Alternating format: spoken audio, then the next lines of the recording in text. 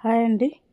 బంకొంటి కూర కర్రీ చేస్తున్నాను. బంకొంటి కూరకైతే మామూలుగా ఒక మీడియం సైజ్‌వి 2 ఉల్లిగడ్డలు కట్ చేసి నూనెలో ఫ్రై చేసుకొని కొంచెం పసుపు వేసి ఇవి బంకొంటి కూర వేసి మంచిగా కలపాలి.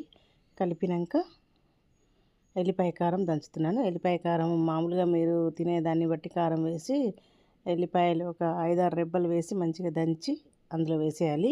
ఈ బంకొంటి కూరలో ఎల్లిపాయ కారం వేస్తేనే మంచిగా టేస్ట్ అనిపిస్తుంది.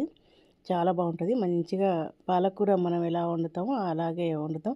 ఇందులో ఎక్కువ నీరేమీ ఉండదు. తొందరగానే ఉడికిపోతుంది.